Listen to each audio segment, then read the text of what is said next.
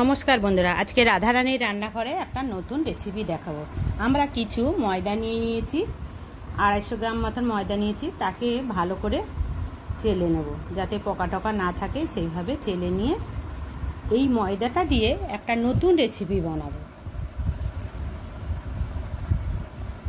এর মধ্যে একটু লবণ দিয়ে দিলাম, আর একটু অল্প অল্প জল দিয়ে, যেমন রুটি মাখানো হয় তেমনিভাবে ময়দাটাকে মাখিয়ে নেব। ভালো করে ঠেসে মাখিয়ে নেব। দেখুন কিভাবে মাখাচ্ছি।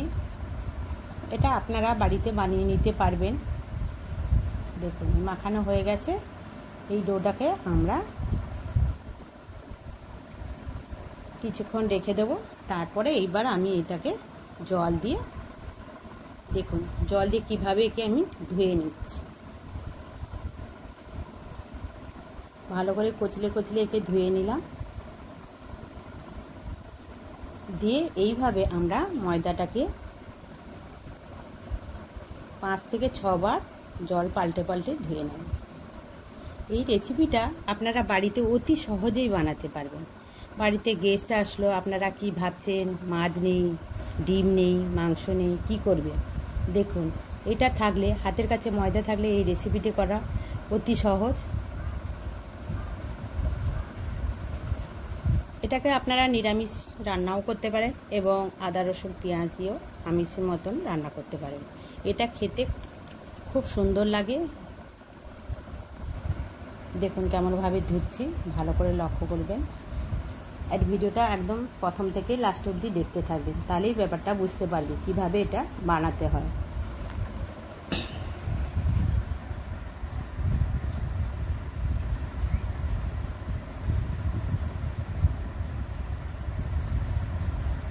এইভাবে আমরা ভালো করে ধুয়ে নিচ্ছি। বাজার যাওয়ার কেউ নেই, সেই সময় কি করবেন? উপস্থিত বুদ্ধি দিয়ে বাড়ির মেয়েদের তো এইভাবে রান্না করতে হয়। দেখুন কিভাবে রান্নাটা হয়।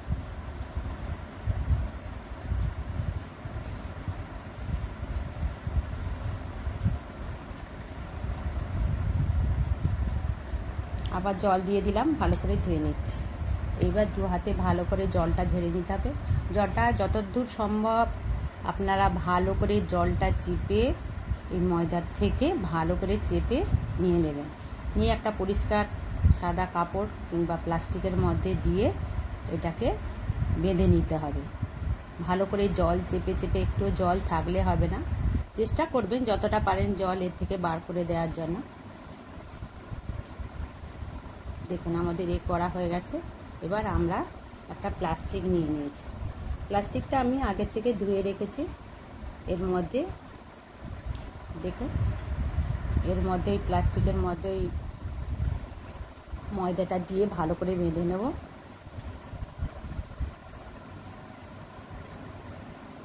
যেহেতু আমি প্লাস্টিকটা ব্যবহার করেছি, প্লাস্টিকটা না ব্যবহার করাই ভালো। নতুন কাপড় দিয়ে আপনারা করতে পারেন, অতএব সাদা কাপড় দিতে হবে।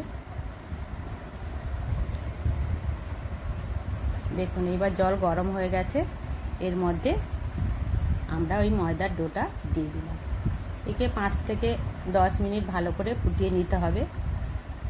দেখুন হয়ে গেছে। এবার এটাকে আমরা নামিয়ে নিচ্ছি। তার আগে আমরা একটা কড়াই বসিয়ে দিয়েছি, তার মধ্যে ছোট ছোট করে একটা আলু কেটে ভেজে নিচ্ছি।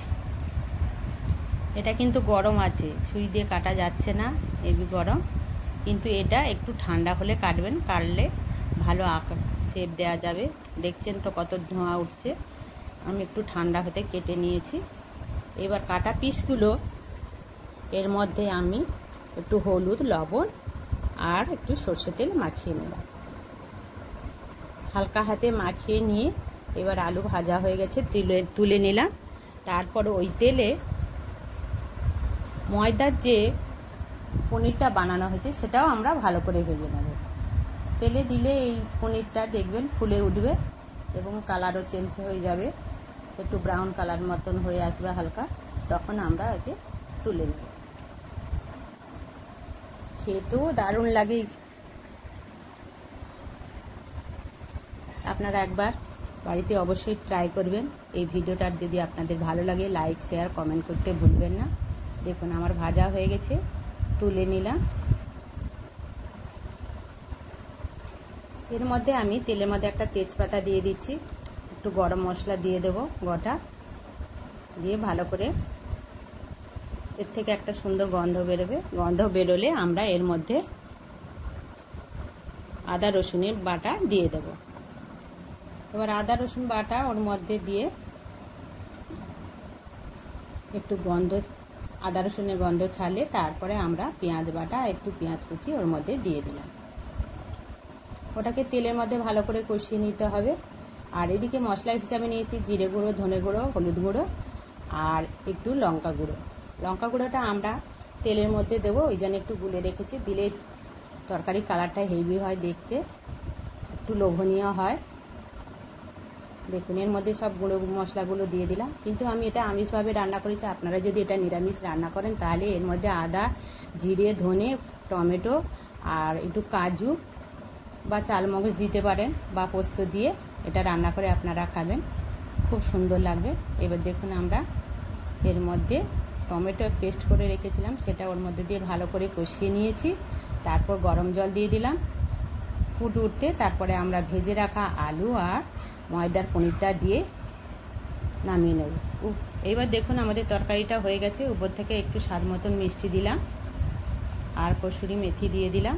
আর আমি একটা ভাজা মশলা তৈরি করে রেখেছিলাম সেটা এর উপর থেকে দিয়ে দিলাম। গরম মশলা যা উপকরণ থাকে আর ধনে, জিরে, লঙ্কা আর একটা জয়িত্রী দিয়ে ভালো করে গুঁড়ো করে রেখেছিলাম, সেইটা উপর থেকে আমি নিরামিষ আমিষে তরকারিতে দিয়ে থাকি। দেখুন কি সুন্দর হয়েছে।